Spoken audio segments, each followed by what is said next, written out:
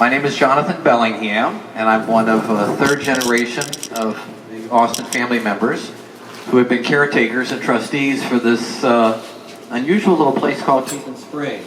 It's gone by many names over the years, and this actual presentation is something I've done close to 600 times on site. I kind of did the math last week going, let's see, I've done it for at least 30 years, at least once a week for the 25 weeks of the season. So yeah, we're on the other side of 600. But I've only done this particular presentation 1.5 times because it's always on site. But I was asked back in December by the Bollinology Association of North America. That sounds like a pretty official organization, right? They are the ones the caretaker of the science and culture of mineral springs. So they have a scientific arm and a promotion arm. They want to preserve and promote the idea of healing water institutions. And so they said, will you be our featured speaker on our monthly Zoom call to be able to share, because one of the things that became obvious to me, this being the big year of celebrating our country, is 250 years of Capon Springs water flowing through the entire American experience. And so I was able to put it in that context. And what I like to do is I kind of have 3 parts. I have the history part, which is for me more fascinating. We'll go through that 250 plus years to the present day. And then we'll go, for those who like the hydrogeological aspects, we'll talk about where the water comes from, how the resort uses the practical aspect. And finally, at the very end, I say the most important part, the secret healing powers of the water itself. So you have to wait all to the end to hear that clue. Of course, I brought plenty of water here. If you haven't gotten a cup yet, make sure you do. And I brought plenty for you to take home, because if you haven't been inspired yet about Capon Springs water, that's my goal in the evening, that you'll be like, how do I get the good stuff? All right? And what I'll do after each section, I'll pause for questions. So I want to go completely through the history part. All right, so 250 years the American experience, historical and hydrological journey.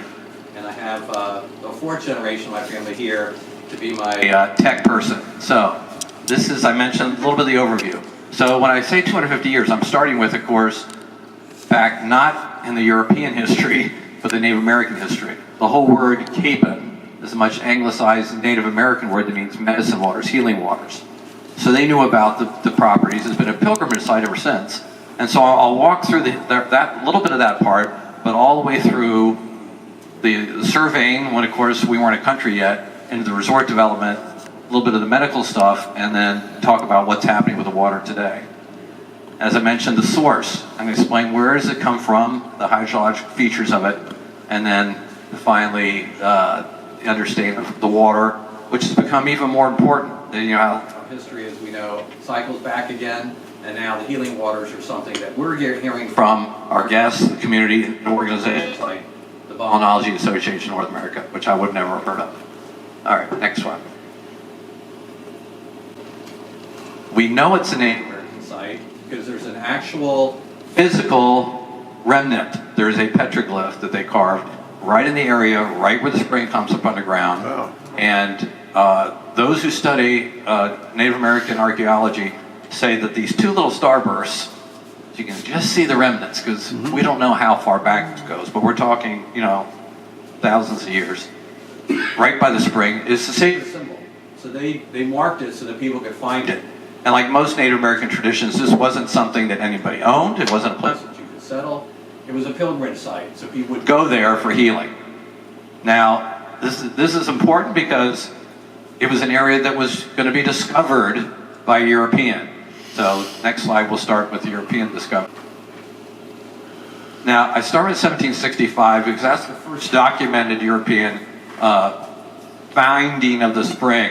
Everybody likes to know, of course, in Hampshire County, George Washington was here many times in many ways, and he certainly surveyed the land as a teenager within 7 miles of where the spring is located today.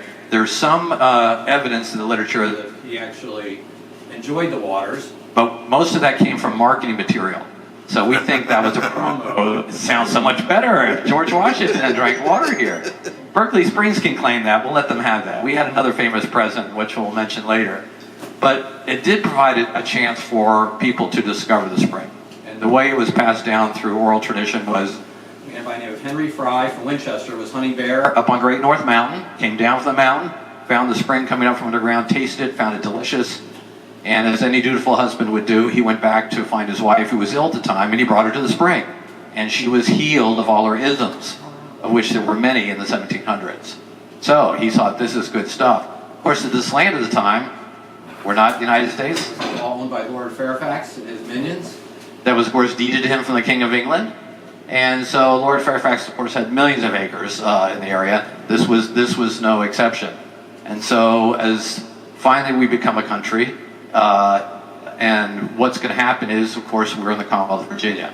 You guys know your stuff, so I don't even have to explain part of that history. But the Commonwealth of Virginia owned the land outright. There was not an individual. The last deeded person from Lord Fairfax's chain died without any heirs. So now it's part of the state. So they could claim it, they owned it, they wanted to make money from it. So there were three kind of main periods that developed in that. 1780 to about 1800. Watson was the name of the last Englishman who owned the property. So they created a town called Watson Town, laid out plots. Commonwealth of Virginia was going to make a lot of money because they were like, people are going to want to buy land right by a spring and build houses there. Well, if you think we're isolated now, and think about in the early 1800s, you couldn't get there. Like any kind of real estate development, it's all about location and access. And why Berkeley Springs was on the wagon wheel ride to get out that way, Capon Springs was not. So they had a very difficult time selling the land. But that didn't stop people from building houses and claiming some part of the property.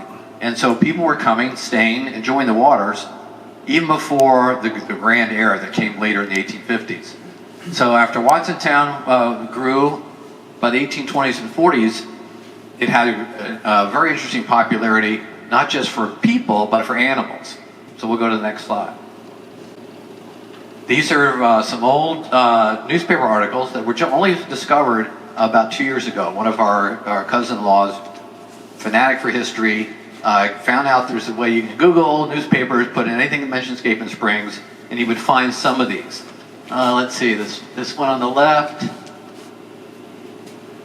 looks like the 1820s. This is more like the 1840s. This talks about healing the horses that were all being trained and raised up in Saratoga Springs.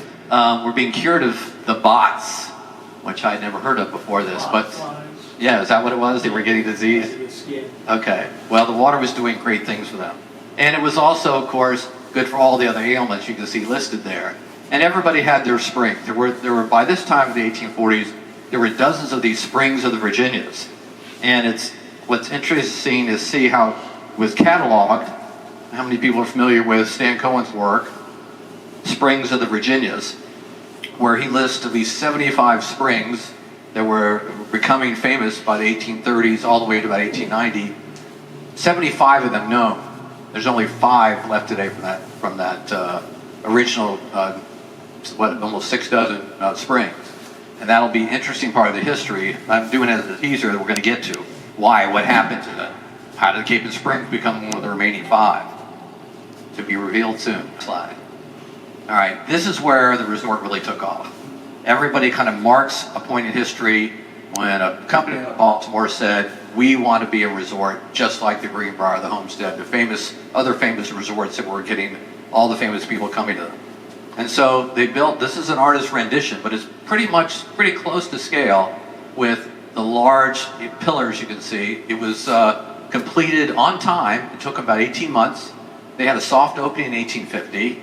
Not quite ready for everything to happen. So the first official season, the dedication, was in June of 1851. And they had a great marketing department. They said, if we were going to do something like this, we want to get the keynote speaker in the country to come. Because when you can get a big name and an influencer back then, you need to get a great political giant. So they got none other than Daniel Webster. So Daniel Webster stood on that portico in June 1851, gave a 2-hour speech. He used that opportunity to announce his political ambitions, his bid for the presidency of the United States. All right, we've never heard of President Webster. Right? Didn't happen. He actually didn't drink enough Capon water. He died the next year. That's a true story. But nonetheless, it started the big bang of the Mountain House days. This was going to be a glory days for a resort. The only trouble was sometimes your marketing is ahead of your actual operations. And with 168 guest rooms, dining rooms that could hold 600 people, it was way overbuilt. And let's just say when they had the construction estimates it came in 3 times over the budget. So by the second year, they couldn't pay their operating expenses, let alone pay back the original debt that came from the building of the mountain house and the companion piece, because if you're going to have a place to stay and it's a water establishment, you need to have a spa too. You need to be able to soak in the water. So across the street from it, again, it's not going to be in this artist rendition, was built the Bath Pavilion where you could soak in the waters. So it had an illustrious start, but by the 3rd or 4th year, it was obvious it was not going to be financially successful. So the Commonwealth of Virginia, early on, started to realize we need to get rid of this money pit. This is going to be something where the money is just going to keep falling in. It's not going to happen. Now, they tried one last marketing maneuver. They actually got the President of the United States to come to Capon Springs in 1853 during his actual term of office. Some people say he was the most well-known and beloved president of all time in 1853. Who was that? Franklin Pierce. Franklin Pierce, of course. The one-term nobody from New Hampshire who had a miserable life. All his kids died young. He died young. Let's say he did one thing right in his life. He came to Capon Springs. Right? That was it. Not much else to his credit. Some people list him in the top 5 worst presidents of all time. But he was also a victim of the circumstances. So by mid-1850s, what's going to happen to the resort? Who knows? But as war is starting to brew, it becomes obvious that the resort is going to be caught up in the oncoming conflict. So next slide. All right. During that time, though, it did become a place of prestige, and there it is revealed Franklin Pierce was visiting, and this is the description by one who observed him after his stay. This gentleman never appeared in better health and spirits than at this time. We've noticed him frequently walking out and riding since his return from Capon, and have been struck with an evident improvement in his physical appearance and his recent flying trip to the Springs. So it worked for him. Maybe it'll work for you. All right, next slide. All right. This is a very recent photograph. These are the original baths that are under now our pavilion, which has now been all covered with guest rooms. With a lot of maintenance projects, you get in and you discover, oh, it's just a floorboard that went bad. And you could look in and say, no, it's completely rotted out. We have to redo the whole floor. But it gave you a chance to open something up and see something that you never see because it's buried underneath the construction. So if you can kind of picture these they were bricked up, and then they were all brick, and then you can see they were cemented over. They were about 4 feet deep for the men, 3 feet deep for the women, and you could go in and you could soak in this water. Now, there are 2 ways to do soaking. Any soaking, you could do it at regular temperature, which is about 65 degrees, or you could have a heated bath. And of the 1,000 tickets that they took that one year they were measuring it, there were 992 in heated baths. Yeah, it's like, can you picture going down an unfinished basement and sitting in 65-degree water? No, that is not pleasant. People wanted to have a heated bath, and that's exactly what happened. So now becomes a critical time and where history turns on a dime. Civil War is upon us, and there were 3 reasons that this transition happened and put Capon Springs kind of in the forefront of this divide of Hampshire County going to remain within the Commonwealth of Virginia, be part of this new state of West Virginia. And it wasn't the spring itself, but what was happening was, because it was way overbuilt, as I mentioned, because they couldn't get people there to fit it, the numbers didn't make it sense. And access couldn't get there, but what was important was the railroad that came through this northern part of Hampshire County. So, instead of democracy taking a front seat, too many times in our historical past, it's the economic and political interests that hold sway. And that's what happened here. Detailed in Willard Wirtz's book, Capon Valley Sampler, he talks about some backdoor meetings that happened in Wheeling, where they're trying to decide who's going to be where the polling booths are going to be, and what was going to be the importance of the railroad coming through that was already up here, that you all know here, up in near Romney. So the deal was struck, we need to keep Hampshire County part of West Virginia because we need to control the railroad. The North was saying this. The South part of Virginia is saying, we got to get rid of this money pit. So some of the deals that were made were, hey, if the railroad is not only moving troops and ammunition for the immediate use, but it's going to be access to the new Wild Wild West, Ohio. So if you can control that. So these deals were made. There was some evidence of polling only being in this part of the county. People kind of joke even to this day, so much of the things that happened on this side of the county, not on the far eastern side of the county where we live. And that's what happened. So when they counted the ballots of what they were, maybe some Union soldiers came down from Cumberland. Who knows what happened, but Hampshire County, when they voted, of course, is part of West Virginia. But West Virginia has to do something with the place. They have to have some leadership. They have to have someone who actually knows how to run a spring and get people here and make money. And fortunately, they hired Captain William Sale as a proprietor. William Sale was a springs man down in the southern part of Virginia. Had run many resorts and found out the key elements to make sure you can be successful. Some of it was marketing, but most of it was negotiating access. So the railroads were going to do that for them, and the budding carriage industry. All right, next slide. All right, so this golden era, this was going to happen starting in the 1870s. As quick as the early 1870s, Captain Sale had the Mountain House sold out a year in advance. All 168 guest rooms. By then, he was so popular, the place was such a hit with healing water. You were coming there for three main reasons. One, of course, was to get out of the big cities, mostly D.C. D.C. in the summertime with open sewers, not very pleasant. Second reason was to get your sons and daughters married off. Take them out to the springs with all the families there on vacation. The third reason, of course, by this time was the spring water itself. Doctors were actually prescribing Capon Springs water. And this wasn't just a country doctor kind of figuring out the herbal remedies. This was a big city doctor who get the premier gig in his career, being able to take his family stay at a high-end resort for the whole summer. And he would see people. People would come into his office, just like any other doctor's office, and he would say, what's bothering you, figure out what your ailments, your symptoms. He'd come up with a diagnosis. He'd reach into his medicine cabinet, pull out the most powerful medicine of his day, write you a prescription for Capon Springs water. He would tell you how much to drink, what time to drink it, when to soak it, at what temperature, and you would be healed of all your isms, just like Mrs. Henry Fry over 100 years earlier. They say, hey, the proof is in the pudding. If it hadn't worked, people would have left home and said, water's water. Nothing really happened for me, but that's not what happened. Not only was there anecdotal evidence, but this time there was significant medical evidence. Medical journals were being written about the efficacy of Capon Springs water and how people were prescribing it all the way from the 1870s into the 1920s, which is very important because this is the next phase after this happens. So these are a couple of different notes that were advertisements about healing water, dosages, how to take it, when to take it, what doctors would say about it. And again, this was, as I say, the golden era. This is when you would get on a train from DC, take it out to eventually to Strasbourg, get a horse and buggy carriage ride, come through that Route 55 corridor and over the mountain pass. That was the only way that people could come originally. Eventually, they would create course Route 50, they would come back through Gore and Back Creek Road was another access. The train would come that way, eventually getting to Wardensville. So by the late 1890s, turn of the 19th century, the 20th century, people were flocking to Capon Springs, and the Mountain House was the main draw. All right, next slide.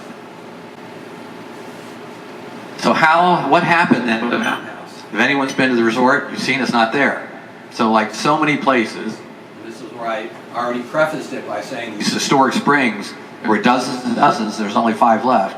Well, the Mountain House fell to what happened to most of these places, and that was because they were wooden frame construction, they were getting old, fire would take them out. There used to be some kind of disaster, usually fire, and that's what happened. And in October of 1911, the Mountain House burned down to the ground.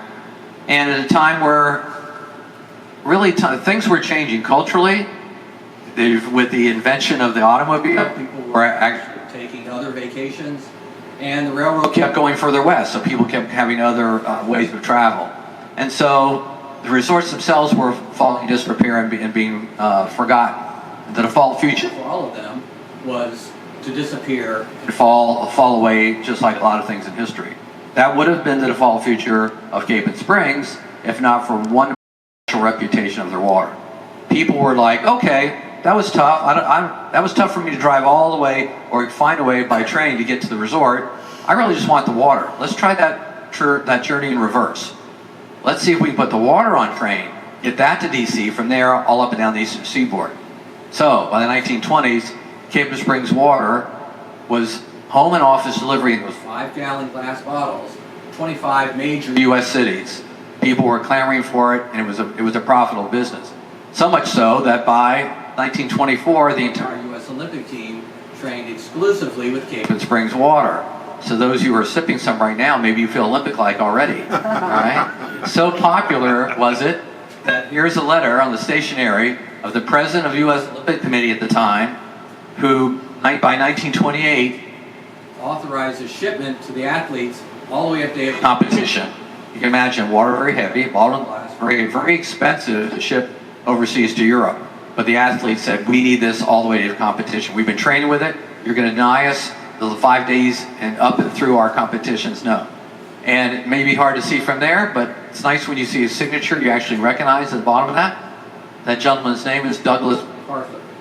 Now, he went on to some other things, but at that time he thought Capon Springs water was pretty good stuff. And this is where history turns on a dime again, because about At the same time, a local clerk in Philadelphia decided he was going to get in the water business. This was going to be his golden ticket to fame and fortune. So his boss, who saw him as an entrepreneur and a great determination to make a name for himself, said, hey, I know a way if you can be, there's a way to bid for the contract for the sole distribution of Philadelphia. So, but it's going to cost you $50,000. This is the 1920s. He didn't have that kind of money. So he went to all his friends. He went to all their friends. Accumulated $50,000, plopped that down. Now he was distributor of water in Philadelphia. However, if he'd been a really good entrepreneur, he would have studied the industry to see what was going on. Because if he had done any kind of research, he would have found out there was a big storm of brewing. The FDA was getting a lot of pressure from the American Medical Association to pull spring waters and other lotions and potions, which were kind of big at the time, off the shelf. There were a lot of charlatans at the time, a lot of fake remedies, and they were lumping them all together to protect the public to get them off the shelves. So, what was going to happen was going to be pretty scary. I think it's on the next slide. Yes. Legal battles. So the FDA, the first thing they were going to do was seize all the water he had on hand in his warehouse with a liquor warrant. You know, there's always interesting ways. If the government wants to shut you down, they can do it. It was during Prohibition. So they said, it's a beverage. We're going to come to your warehouse. We're taking all your water. We're saying it's dangerously polluted. This is the water, of course, that's been around, used as a medicine, prescribed for over 60 years. Still, at this point, I guess I should have mentioned, so the spring itself was still owned by the state of West Virginia until 1905. William Sale was able to purchase the property and the resort. It was his own thing, went into private hands. But the state of West Virginia held on to the spring until William Sale's son-in-law, Charles Nelson, was able to finally buy it. So it went into private hands around 1905. From there, Nelson was the last one who owned it when it burned down to the ground. A couple of guys, Atkinson brothers out of New York, picked up the business and started the water business. And this is where the clerk in Philadelphia bought his contract from the Atkinson brothers. He was on his own, though, to try to make it go in his market. So after he had all his water seized, kind of picture, if you can, you've been at it for a little while, you see there's going to be some legal battles with the FDA, they got all your product. You're backed into a corner. There's really only two options. Either you have to give up, you lose your entire business, bankruptcy, disgrace, kicked out of town on a rail, you lost all your friends' money, or that's the kind of pressure and motivation to say, I just have to fight him in court, I have to clear the name. So, for about 2 years, until 1931, he would show up in court, he would say, hey, the water's fine. The FDA lawyers would say, the water's bad. The judge would say, I have no idea. Let's send it off to a laboratory, go to the experts, let's see what the experts say. So every time he would send it off to a lab, it was a Hail Mary. You have to rely on whatever the lab said would determine. Well, every time he sent it off to a lab, it came back the finest water that lab had ever tested. Which you would think that would end the case. But no, that's not how our judicial system works. The FDA lawyers would say, I appeal. It would go to the next level, And as I noted here, in 1931, it finally reached the U.S. Supreme Court. So it's not just Capon waters. This was a class action suit against all spring waters. So Saratoga Springs was in the middle of this, Mountain Valley Water at Hot Springs, Arkansas, all trying to fight for the existence of their business.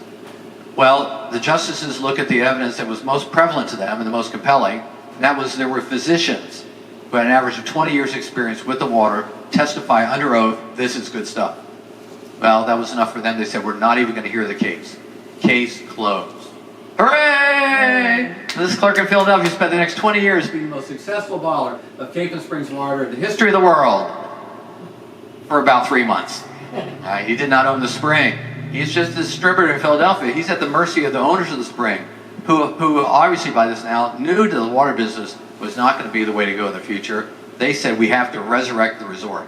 They were going to build the Capon Springs Club, as it was called. It was going to be built up on the hill where the golf course is now. And one of the marketing slogans was, if you would, the first 1,000 people to put $1,000 down, again, this is in the late 1920s, who's going to have that kind of money? But if you put that down, you can be a member of the Capon Springs Club. Well, they didn't get too many takers. So their next thing was, let's find a very clever financial vehicle to get money and cash fast. What we'll do is we'll sell distribution rights on top of distribution rights in a very elaborate pyramid scheme. The whole thing collapsed 1932, like a lot of things did. So what's left is a foreclosure sale on the property. This is very similar to the default that happened from Commonwealth Virginia to West Virginia, and the future is in doubt. Who's going to be foolish enough to try to purchase this property in the spring, and a water business is doomed for failure? Well, this clerk in Philadelphia was the only one.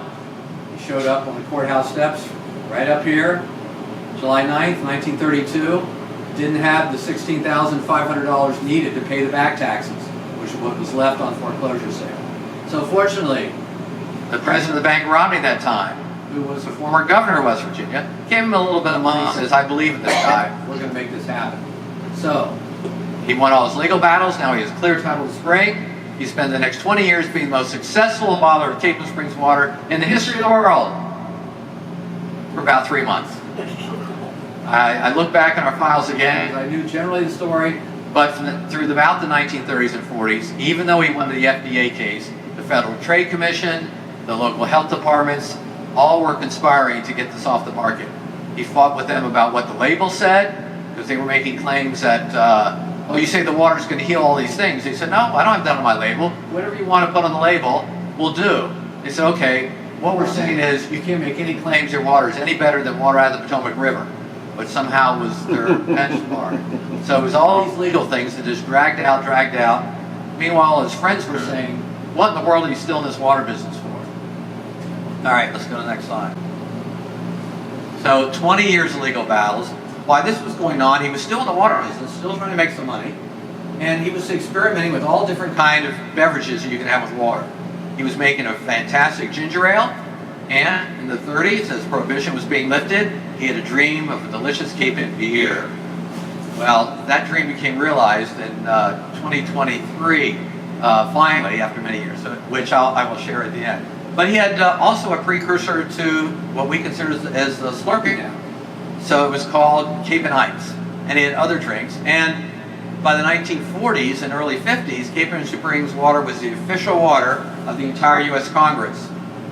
Every House of Representative member, every senator was drinking nothing but Capon Springs water in their D.C. offices, while the rest of the federal government was trying to get off the shelves. So while this was going on, all his friends were saying, what in the world are you in this water business for? Fix up some of these buildings. We'll come on vacation. We'll tell our friends. They'll tell their friends. And finally, he realized, this is what my mission is supposed to be. I thought it was about getting the water to as many people as possible, but I'm supposed to be just a trustee for the water. I'm supposed to be an innkeeper. And he describes in his book, You Are Greater Than You Know, that this was not something that he wanted to do. This was something that he was forced upon him, like many times in life. You feel like God's giving you a mission. The doors keep closing. You get frustrated. Why? It's because he's saying, not here, over here. And once that happened, people, the guests that kept coming, told their friends. Of course, coincidences would happen. That Capon was one place you could get to during World War II. When there was gasoline rationing, you could get to Capon on a tank of gas. So that's when the early families came that established themselves and have been coming for generations ever since. All right, I forget what's on the next slide. All right, so he had these great ideas. He had this is a mock-up we found of in his handwriting design about a natural alkaline bracer. And then he was going for non-alcoholic drinks, getting certificates to be able to do that. And then also, again, the horses. I don't know what it is with horses. There's many journals of them saying, especially with pets, dogs and cats, hey, put a bowl of Cape water out, put a bowl of regular water, see which one they prefer, and of course they always go for the Capon water. And we'll get to the very end and you'll find out exactly why. Now by 1955, that's how you can leave there, he decided he was going to take the water off the market, commercial market, ever since then. And it's been off the market ever since 1955. He believed this was going to be something that should be a gift. It's a gift from our Creator. Should be available to anybody. And ever since then, the water itself has been available to anybody in the community, anybody in the country, anyone who was willing to drive. And people, and many of you do, you drive up and help yourself to Capon Water. We have people who tell us, oh, where are you from? I drove up from South Carolina. I come up every 6 months. I fill up 100 gallons and I take it back. And it's remarkable how much people really enjoy the water. All right, so let's get I'll pause here for any history-related questions before we shift gears, and we'll talk about where the water comes from at the resort. So any history-related questions, anything I've shared so far? It seems to be relatively expensive. It's $12 for 2 cases or 12 bottles of 12 dollars or something like that. For the 5-gallon bottles, you saw that on the list there, yeah. And he had difficulty because it was a premium product. He could get that amount of money, but in order to grow the business, he realized he had to lower the price to try to increase the amount of volume. Yeah, but by today's standards, we're wondering, how did people pay for that? If you could say Olympic teams used it, that might be a good bargaining chip. You still got to have the cash. Any other history questions? All right, if you think of something, you can let me know. So this is the spring house today. It always amazes me to think this was built in 1920. Now you know the historic timeline. It was after the Mountain House days, the glory days, when there were 600 plus people staying at the resort. And this was, before this was built, it was just a wet spot on the ground. Anything to get into it. A human being, animals. You know, it was just wide open for all the resort guests. There was a gentleman who was there called the Dipper. He would be there all day long with his little metal cup. He would come by and ask for some water, and he would dip in the actual spring so you could drink from the spring, which obviously would be awesome. So just behind this side, not these rocks here, but there's some rocks right over there is where the hieroglyph, the petroglyph is that I mentioned. All right, so you can kind of get a sense of the geologic features. This is coming down the mountain road. Here's the spring house right here. Look at these tremendous rocks going up this way and this way. These are all vertical rocks that all used to be horizontal. These are Oriskany sandstone, which is very important, and it's at the base of Great North Mountain. So I always, when I do the spring tour, I say, any hydrogeologists in the group? I don't usually get it. Even every once in a while I will. I said, well, if you were, and you were standing right around this area and kind of using your own logic, where would I find a spring? You would come to the conclusion right there at that spot. Right between the incredible syncline of vertical rock that creates the faults and fissures that water coming down from Great North Mountain can drain into an underground aquifer. So below the spring house there, the USGS determined it's about 1,600 feet is the bottom of the aquifer. They can judge that based on the temperature of the water and the velocity of flow. It's coming up at about 100 gallons a minute. So if you picture a gallon of something, 100 of those every minute, of every hour, of every day, of every week, of every month, of every year, ever since it's been recorded, which has been well over 100 years. So when they tease us, nothing ever changes in Capon Springs. It all starts with the water. It's not affected by what goes on, up on the ground. Okay, it's been exactly the same, and because it's a protected groundwater source, it hasn't changed for hundreds of years. So the beautiful thing about being sandstone is the last 300 feet is coming through the sandstone formation as a natural filter. Sandstone's very porous. It's incredibly solid, so we're very fortunate that we're not coming through the shale. Half mile down the road past the spring is an area we call Iron Spring, because the water misses the sandstone, comes right through the shale. It means it has a lot of iron and sulfur in it, stuff that smells and stains things. Fortunately, we can always thank, I always tease the guests, when you go by these Oriskany sandstones, give them a little love tap and say thank you, because that's why the water tastes so good. 300-foot filter. I mentioned the temperature, comes up at 65 degrees. Geologically speaking, that's considered a warm spring. But for those who still enjoy our outdoor swimming pool, 65 degrees, think otherwise. You have two ways of describing it depending on your constitution. You either say, that is refreshing, that is wonderful, or you say, that is freezing, I'm never getting in there. And we have guests of both styles and traditions. All right, next slide. So knowing, as I mentioned, that we're at base grade North Mountain, knowing the vertical synclines of layers of rock, we know the entrance where it comes up right between the gap and the Oriskany sandstone.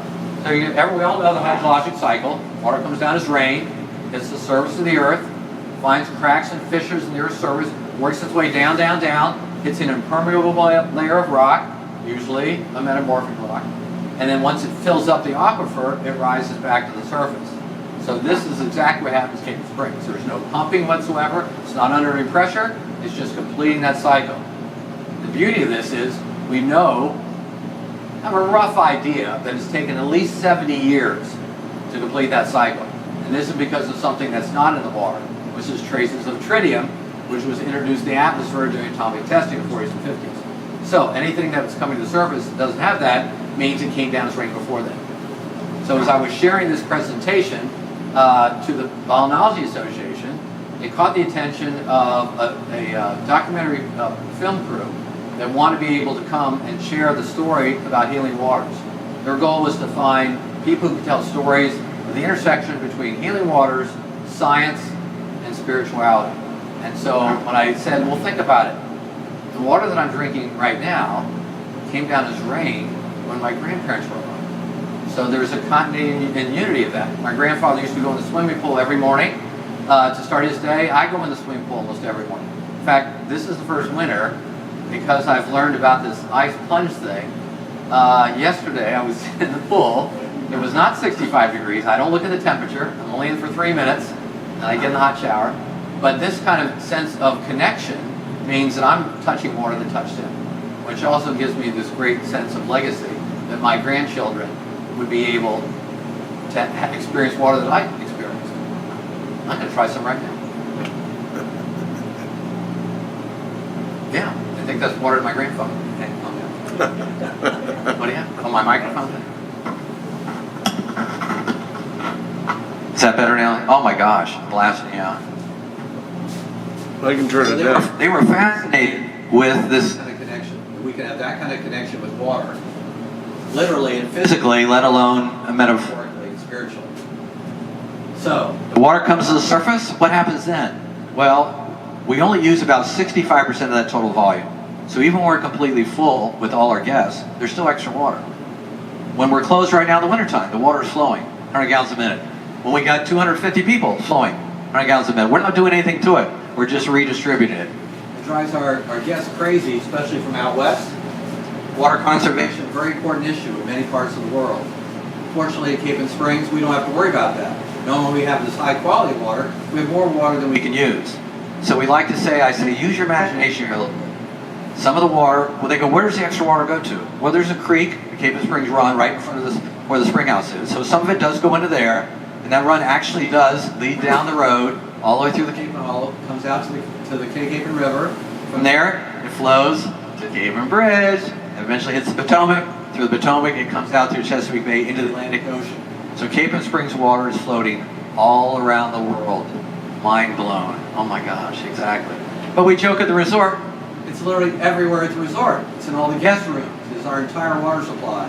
It's in our spa. It's in our swimming pool. All the food's prepared with spring water. And I already mentioned that it's going to be down in the community spigot where you can take it for yourselves, which I think is what the next slide says. I probably got ahead of myself.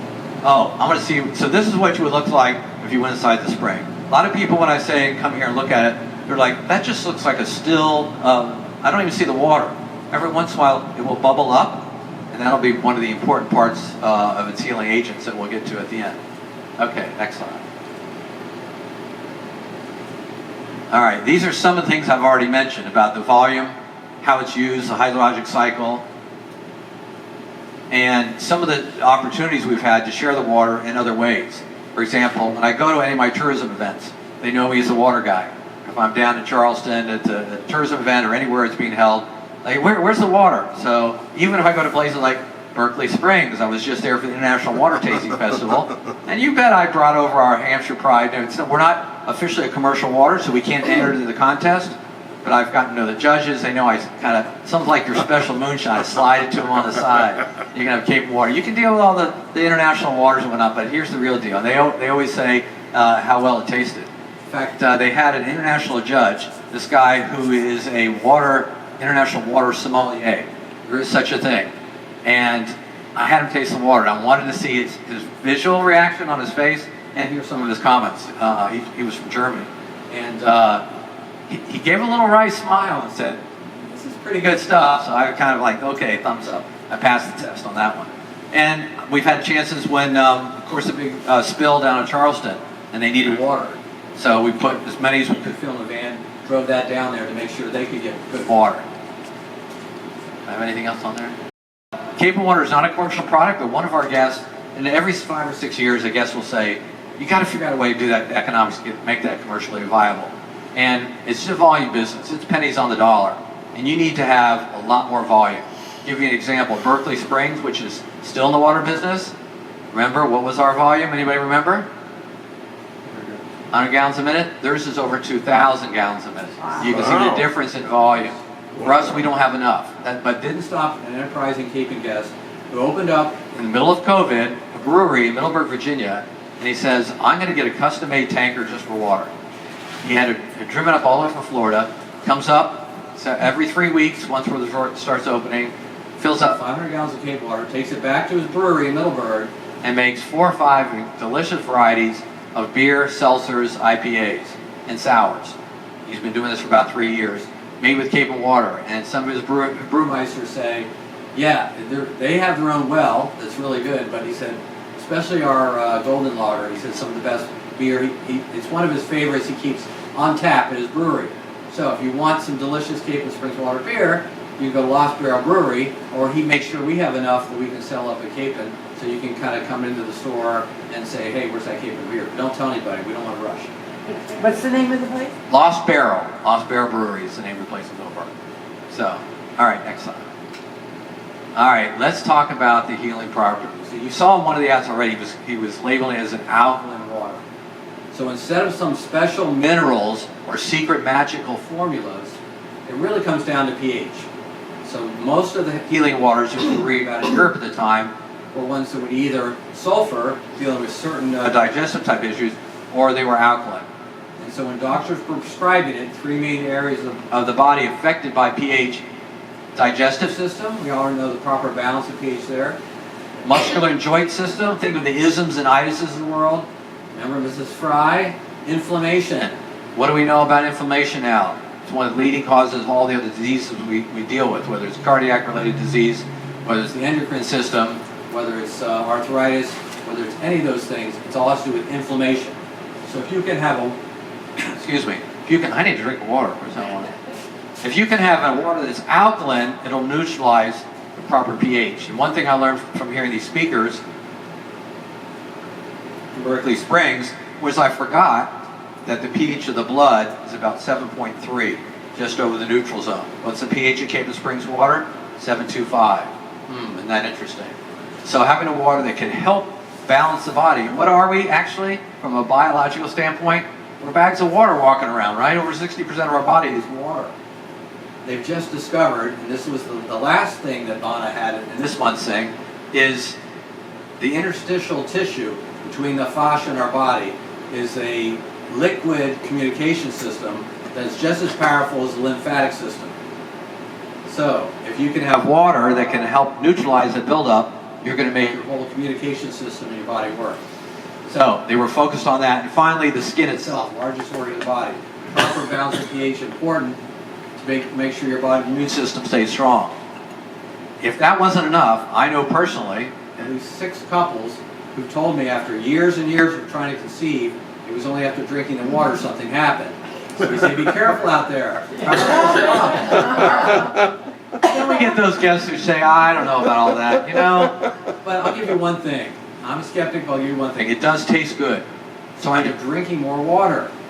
So, which has to contribute to better health. Most of us walk around dehydrated. We don't drink good old H2O. We can drink other beverages that can dehydrate us. So just by drinking more water, we're putting ourselves in a better position. The USGS did regular tests of the water. This is their style from at least 30 years ago, but they say the water doesn't change. So we've kept this as our main way of listing the ingredients. You can see there are some things that we don't even really use or talk about. Now, one of the items, almost all, the third from the bottom, lithium. The water itself, they use the word present. You see that? No mathematical numbers. Because this, again, was mostly marketing, to be honest. If you had a lithiated spring, wow, you can compare yourself to some of the finer springs in Europe. And lithia, in the form of lithium, is helpful in the mental health field to level out people's moods some people tease us, that's why all the guests who came in are happy, is the lithium in the water. I say, no, it's a nice people to come here. You can't blame that. But by today's standards, and the way you can measure down to, micro things, it wouldn't show significant levels that you could ever place that in any kind of marketing or advertising. So it's something that sounds good, but what you can talk about, and I mentioned this a little bit earlier when we look at the spring, is we saw bubbles coming up every once in a while, and we assume naturally occurring in most springs is trapped carbon dioxide, which would come to the surface and bubble up. So we just assumed that's what it was. Well, it took some grad students from WVU who were doing field studies just in the area, and they chose ours, and they had their tables out and all their lab equipment. I let them do their work. At the end of it, I said, well, this is what I usually say about the spring, all the things I just mentioned to you all. And first of all, is any of that right based on what you study? They're like, yeah, you're good. I said, well, anything new? Always looking for new material. They said, well, there's something that we found very fascinating, just off the charts. We couldn't believe it. We can't verify it, can't explain it, so we really can't talk about it. You know, what do you mean? Now you got to tell me what's going on. Well, the numbers that we usually find for something very naturally occurring in water is the amount of dissolved oxygen, and it usually tells the health of the water. And yours was off the chart. And I said, is that a good thing, a bad thing, or neutral? He said, it's not a bad thing, at least it's neutral, but it could be a very, very good thing. Because dissolved oxygen is the great delivery device for nutrients down to the cellular level. And if you look at the waters that are on the market today, they're being advertised as super waters. The first thing they do is they alkalize them. But they're pushing them way up. They're pushing them up at 9. I saw a couple advertise the Berkeley Springs one saying 9.5. I've tasted anything over 9. It ends up having a metallic taste. And you're like, that's pushing it too far. You don't need to be up that high.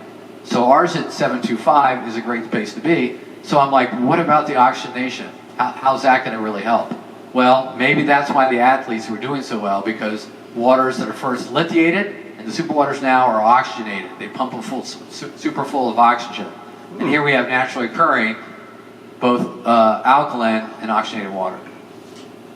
And some people say it just tastes good. What year was that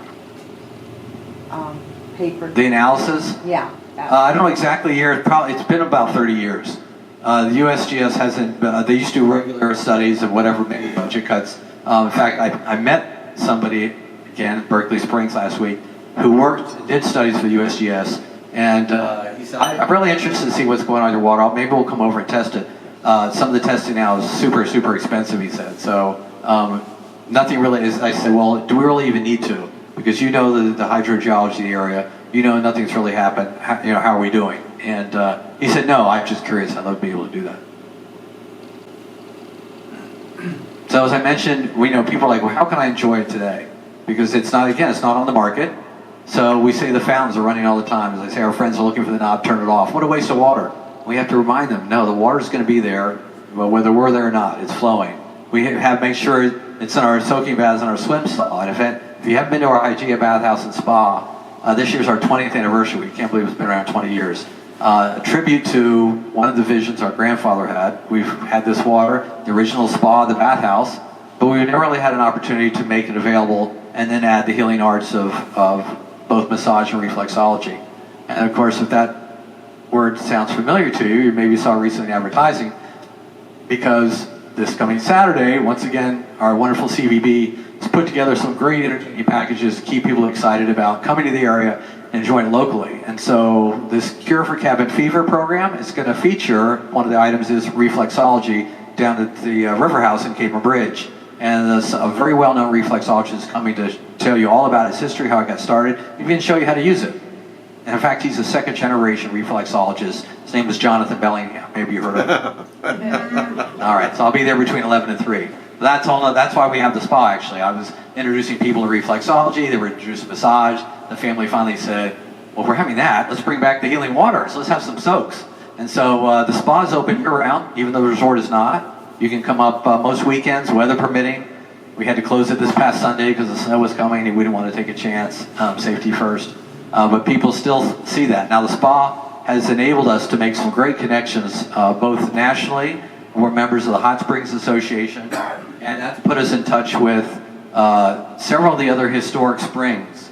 And so I'm part of a project right now to bring back history, the taking of the waters, what people used to do in the 1850s to 1890s.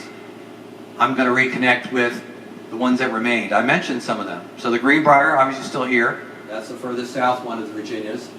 The next one up is the Homestead, which is in Virginia. The next one up, Capon Springs. The next one up, Berkeley Springs. The next one up, Bedford Springs. I talked about the default futures. Well, we know what the Greenbrier is able to survive because of, let's just say, their owner and some of his financial dealings. Been able to keep that going, but you've seen the papers. It's been up for, tried to be up for sale a number of times, but he's not paying his debt. So there's always trouble in paradise, as they say. Well, how about the Omni? How about Homestead? Omni had to buy them out. They had to bring in to do a $220 million renovation to make that going. Well, how about Berkeley Springs? Well, owned by the state of West Virginia. $20 million to put that into the Capon State Park and the new baths. What about Bedford Springs? Oh, the Omni had to buy that one out. The default future for these places is you can't survive as mom and pop. You have to find creative ways of being able to make sure you can be there. And one of the things is, I'm sure you read in the news, is that not only do we have this incredible water resource, but we have this incredible wind resource on the mountain. And we checked with all the hydrogeologists. In fact, I just confirmed with the ones I met at Berkeley Springs. Sacred to us is our water. We're never going to do anything that's going to affect our water. So, what would doing something like putting windmills on a ridge affect the water? Is there any way something 2,000 feet above where the ground is affects something 1,600 feet? And I don't want to use the strong language as they use. They said anyone who would say that is not telling the truth. There's no scientific way that those can affect each other, which of course we knew going into this. It was just great to get that confirmed. But in order for us to be available and around and have our place going, there has to be an outside revenue source to make that happen. We knew that going in, that's what's happened to all the other resorts. We've talked to ones in Pennsylvania as well. There's many different options to go. This is one where we already have an incredible resource we can use. I know some people don't like that, but as a family business, protecting a resource and a legacy is the decision we felt was the best way to move into the future. All right, the next slide. All right, so you've heard me talk about the water, but what do other people say about the water? And these are a few testimonials. I mentioned already about people saying that they wouldn't have had any kids without it.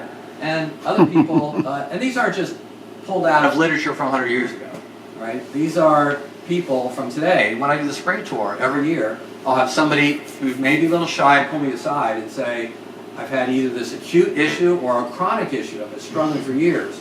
And it was only after coming to Capon Springs, immersing myself in the water, flushing my system out of the water, that I've gotten any kind of relief. These would be considered by modern medicine healings because they can't explain without having to use powerful medicines, which haven't worked for some of these people, to have this kind of happen. And what's happening, of course, now is what's old is becoming new again. The scientific community is coming back and understanding why an alkaline water can of course affect your overall body health. And people, if they're knowing how to use the water, enjoy the water, can receive some great benefits. All right. So those who haven't been in water, just a couple of views. There's the 65-degree swimming pool. I say it comes out at 65. Air temperature will bring it up or down. So it was way below 65 when I was in yesterday morning. But in the summertime, you can get to a balmy 75.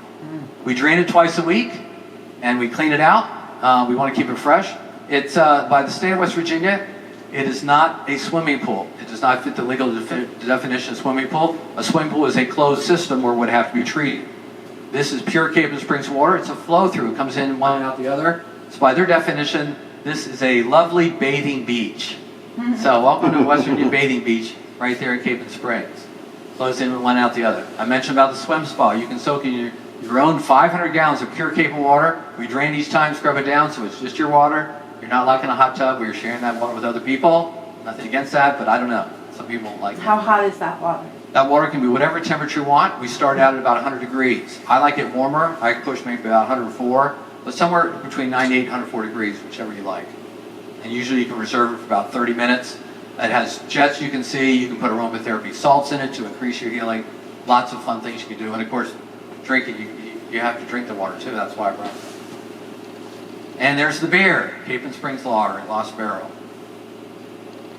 There's me at the International Water Tasting Festival last year. I haven't put the new picture up this year.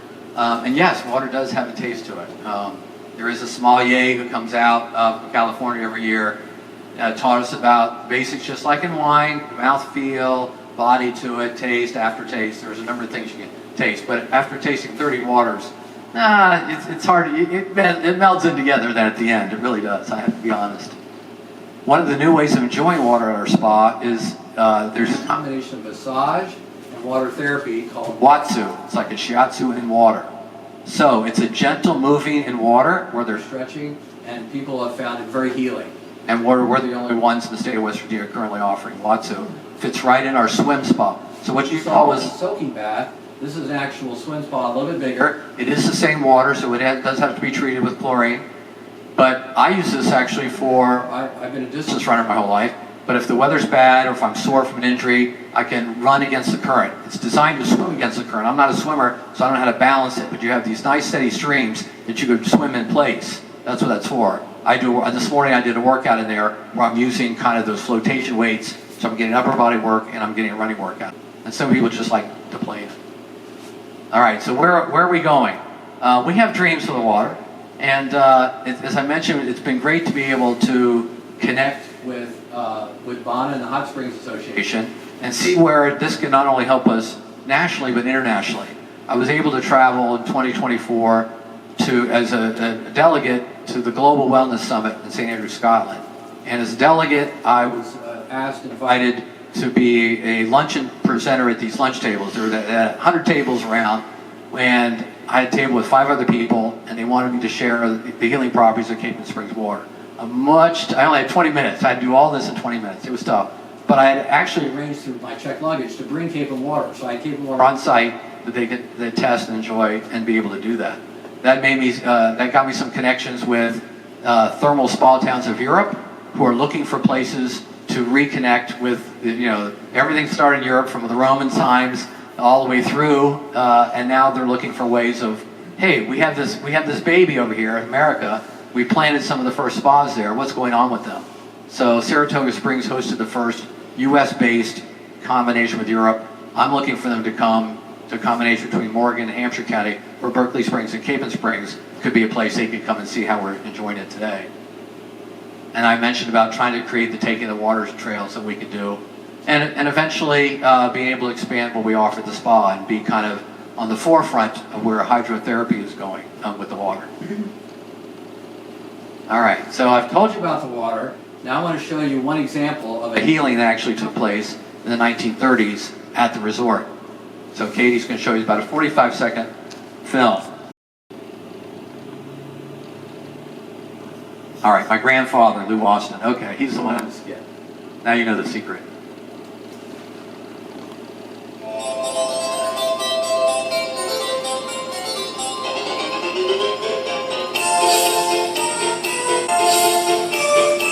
That is the front steps of the main house. It still exists. The fountain's there. There's my grandfather.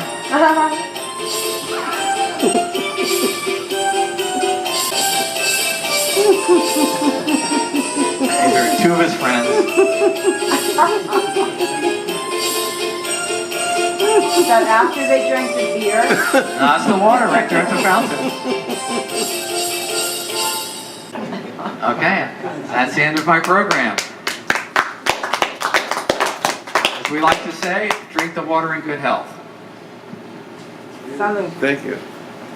I have plenty of water, so I don't like to take any of it home. So help yourself. They're in these little half-gallon jugs you can take. I brought tons of it, so don't be shy about taking the water.